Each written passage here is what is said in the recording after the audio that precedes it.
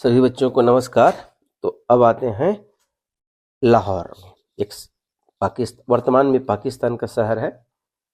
उस समय लाहौर में दिसंबर 1929 को लाहौर में दिसंबर 1929 को कांग्रेस का अधिवेशन हुआ। कौन सी कांग्रेस? जिसकी स्थापना 28 दिसंबर 1885 को हुई थी।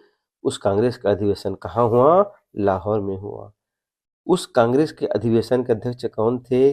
जवाहरलाल नेहरू। तो जवाहरलाल नेहरू ने 31 दिसंबर 1929 को रावी नदी के तट पर रात को 12 बजे नवगृहित तिरंगे झंडे को फहराया और 26 जनवरी 1930 को प्रथम स्वाधीनता मनाने का प्रतिज्ञा ली, निश्चय किया। और इसी लाहौर अधिवेशन में पूर्ण स्वराज्य का लक्ष्य को घोषित किया गया। परीक्षा में आता है किस अधिवेशन में पूर्ण स्वराज्य का लक्ष्य घोषित किया गया था? तो वो है लाहौर के अधिवेशन में।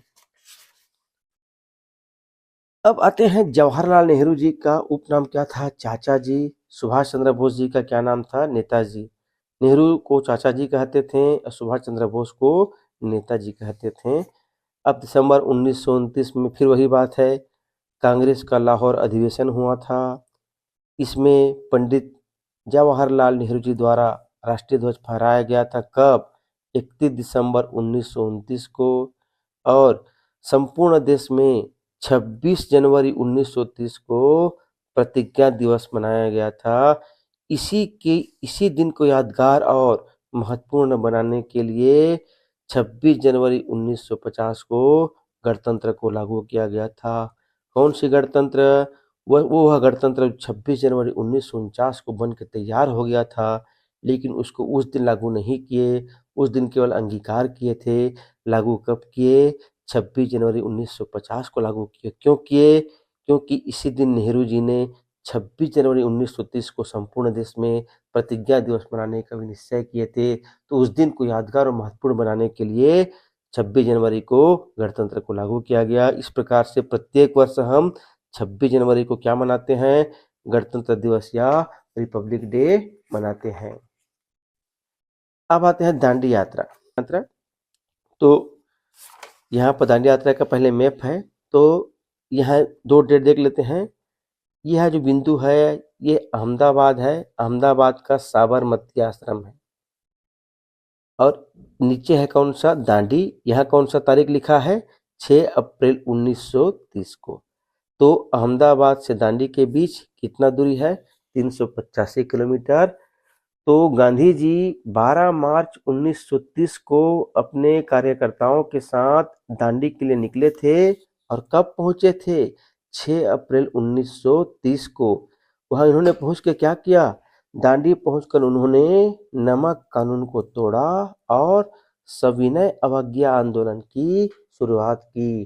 तो दांडी यात्रा का उद्देश्य क्या था? नमक कानून को तोड़ना और सविनय अवज्ञा आंदोलन की शुरुआत थी।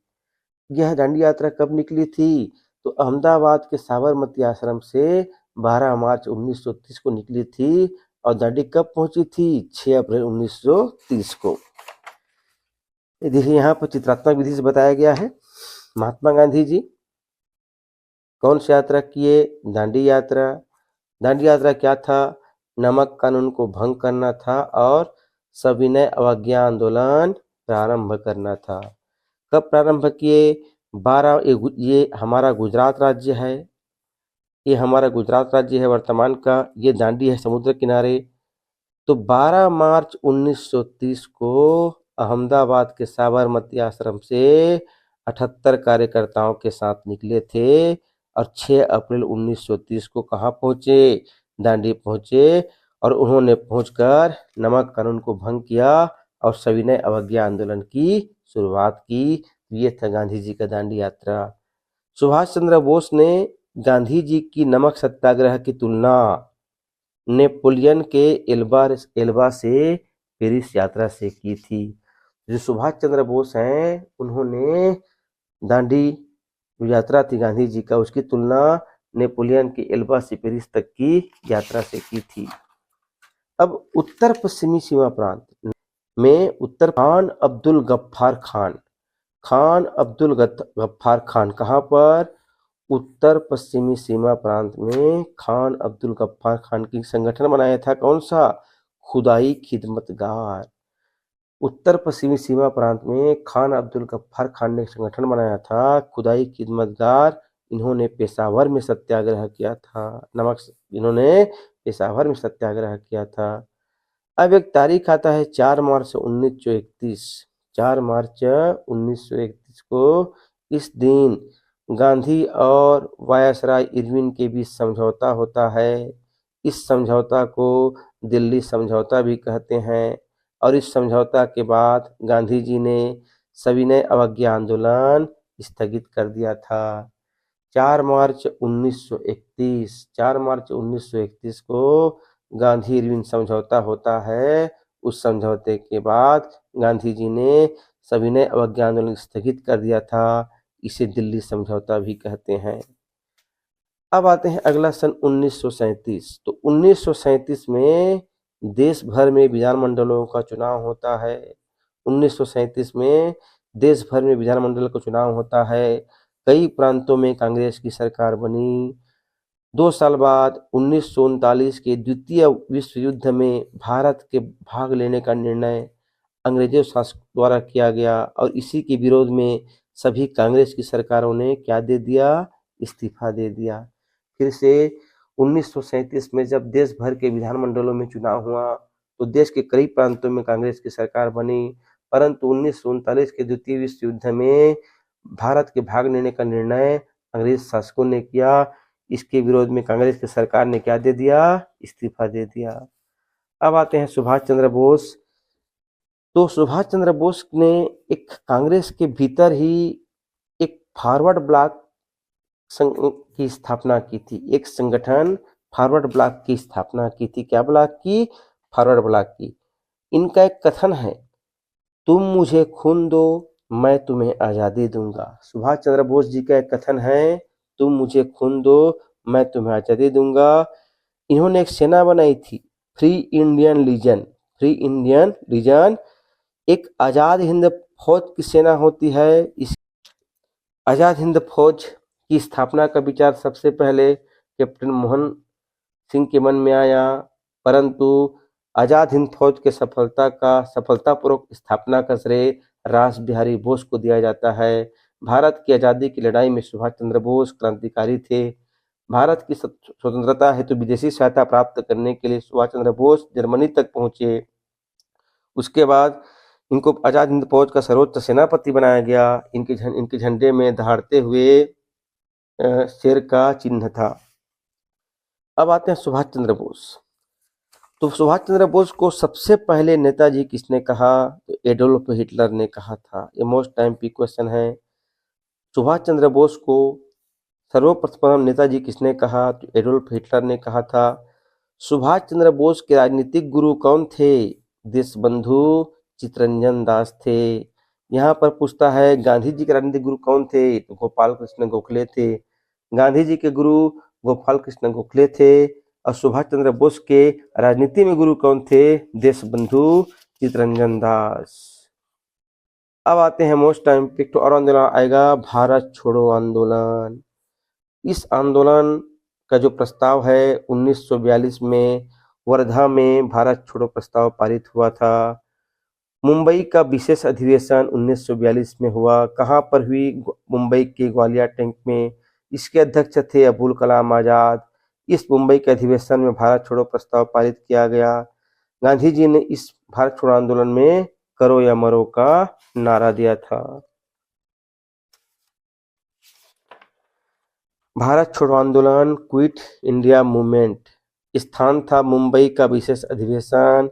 तारीख है 8 अगस्त 1942। इसमें भारत छोड़ो प्रस्ताव पारित हुआ था। गांधी जी द्वारा इसमें पूरे देश को आह्वान किया गया था, करो या मरो, डू और डाई। तो इसी को पूछता है गांधी जी ने भारत छोड़ो आंदोलन के समय कौन सा नारा दिया था? तो डू और डाई, करो या मरो। अब आते हैं मार्च 1946। तो मार्च 1946 में ये देखिए महत्वपूर्ण तिथि है। अंग्रेज सरकार द्वारा भारत की स्वतंत्रता की मांग स्वीकार कर ली गई। मार्च 1946 में अंग्रेज सरकार द्वारा भारत की स्वतंत्रता की मांग स्वीकार कर ली गई। 1946 में अंतरिम सरकार की गठन की स्वीकृति मिली, जिसका नेतृत्व किसके हाथ में था? पंडित नेहरू के हाथ में। मुस्लिम लीग द्वारा सीधी कार्यवाही दिवस मनाया गया। कब मनाया गया? 16 अगस्त 1946 को। तो फिर से मार्च 1946 में अंग्रेज सरकार द्वारा भारत की स्वतंत्रता की मांग स्वीकार कर ली गई। 1946 में अंतरिम सरकार के गठन की स्वीकृति मिली। किसके नेतृत्व में? पंडित नेहरू के नेतृत्व में। इस प्रत्यक्ष कार्यवाही दिवस, सीधी कार्यवाही दिवस 16 अगस्त 1946 को मनाया गया। माउंटबेटन योजना, अंग्रेज, इसमें कहा था अंग्रेज जून 1948 तक भारत से बाहर चले जाएंगे। इसीलिए एक नया वायसराय लॉर्ड माउंटबेटन आए। उन्होंने यहाँ पहुंचकर एक माउंटबेटन योजना प्रस्तुत की। इस माउंटबेटन योजना क्या थी? तो इसमें 3 जून 1947 को, कब? 3 जून 1947 को माउंटबेटन योजना की घोषणा की गई। इस इंग्लैंड की संसद में भारतीय स्वतंत्रता विधेयक अधिनियम 1947 प्रस्तुत किया गया। कब? 4 जुलाई को प्रस्तुत किया गया। माउंटबेटन योजना की घोषणा के अनुसार इंग्लैंड की संसद ने भारतीय स्वतंत्रता विधेयक अधिनियम या स्वाधीनता अधिनियम 1947 4 जुलाई को यहाँ प्रस्तुत हुआ और 18 जुलाई को पारित हुआ। इस अधिनियम में क्या था? इस अधिनियम में था भारत और पाकिस्तान 2 स्वतंत्र देश होंगे और भारत और पाकिस्तान 2 स्वतंत्र देश होंगे। तो माउंटबेटन योजना के तहत 3 जून 1947 को माउंटबेटन योजना की घोषणा की गई। उसी कार्यवाही, आगे अग्र कार्यवाही के लिए इंग्लैंड की संसद ने भारतीय स्वाधीनता अधिनियम 1947 पारित किया। 4 जुलाई को प्रस्तुत हुआ था, 18 जुलाई को पारित हुआ और इसमें भारत और पाकिस्तान 2 स्वतंत्र देश बने। भारत अपना स्वतंत्र देश बनाता है 15 अगस्त को, पाकिस्तान कब मनाता है? 14 अगस्त को। अब पढ़ते हैं गोलमेज सम्मेलन। इसको कहते हैं राउंड टेबल कॉन्फ्रेंस। ये लंदन में हुई थी। कहाँ हुई थी? लंदन में। पहला गोलमेज सम्मेलन हुआ था 12 नवंबर 1930 को। कांग्रेस ने इसका बहिष्कार किया था। दूसरा गोलमेज सम्मेलन हुआ था 1931 में। इसमें पृथक निर्वाचन का निर्णय लिया गया था। इसी के बाद पूना समझौता हुआ था। पूछता है पूना पैक्ट समझौता किसके बीच? गांधी जी और अंबेडकर जी के बीच। अगला है क्रिप्स कमीशन 1942। क्रिप्स कमीशन, इसमें डोमिनियन स्टेट के साथ भारतीय संघ की स्थापना क्रिप्स कमीशन में प्रस्तावित थी। अब कुछ नारा दिया गया है।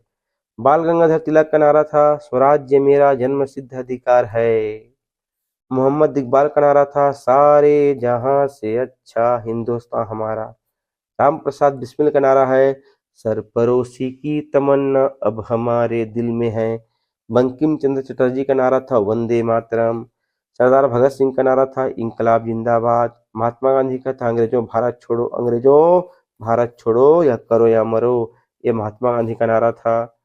श्यामलाल गुप्ता का विश्व विजयी तिरंगा प्यारा नारा था।